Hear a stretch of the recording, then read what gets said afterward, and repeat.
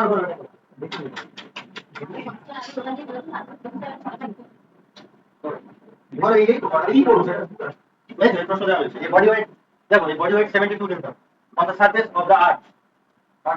পৃথিবীর উপরে কোনো একটা বস্তু ভার হয়ে দিয়েছে কত 72 নিউটন হয়ে গেছে। ঠিক আছে, এবার পৃথিবী থেকে পৃথিবীর অর্ধেক উচ্চতায় গ্র্যাভিটেশনাল ফোর্সটা কত হবে সেটাই বার করতে হবে। সব তো করে দিলাম, আবার করে দেবো, আরেকটু করে দেবো নাকি?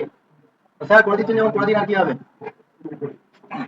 তাহলে এখানে তাহলে জি ডটটা কত হবে? জি ডট সমান 4/9 ইন্টু জি। জি ডট সমান কত হবে? 4/9 ইন্টু জি। এর দুবারে এম দিয়ে গুণ করে দাও, তাহলে এম জি ডট সমান কত হবে? 4/9 ইন্টু এম জি। তাই এম জিটা কত? 72। এম জিটা 72 হলে কত হবে? 4/9 ইন্টু 72, তাহলে কত হবে? 32 নিউটন। এটাই হবে অ্যান্সার। কি? হ্যাঁ হ্যাঁ, আজমানের খবর কি? না না, কি করেছে? হ্যাঁ ঠিক আছে, বিয়ে করে নিয়েছে। হ্যাঁ হ্যাঁ, কি কি করেছে? হ্যাঁ হ্যাঁ, হয়ে গেছে।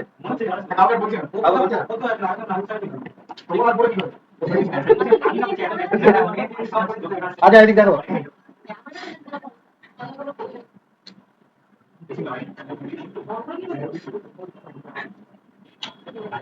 বডি ওয়েট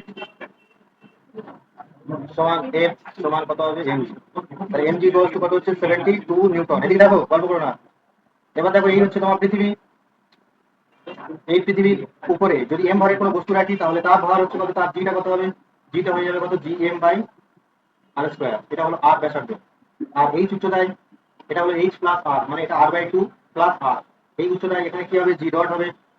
তাহলে এখানে হয়ে যাবে কত? জি ডট ইকুয়ালস টু কত হবে? G M by r/2 plus R এর উপর হোল স্কোয়ার। এই দুটো আমরা পেয়ে গিয়েছি। এখান থেকে আমরা কি পাবো? G by G dot. G by G dot সমান কত হবে?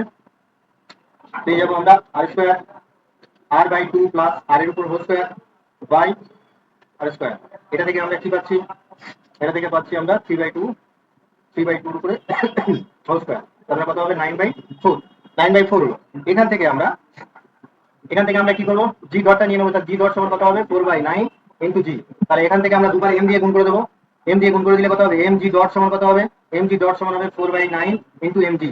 আর এম জির মান কত বলে দিয়েছে? এম জির মান বলে দিয়েছে 4/9 ইন্টু 72, তাহলে কত হবে?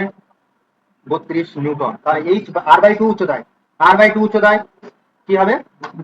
হ্যাঁ, তো গ্র্যাভিটেশনাল ফোর্সটা কোনটা হবে? গ্র্যাভিটেশনাল ফোর্সটা হবে 32 নিউটন। 32 নিউটন।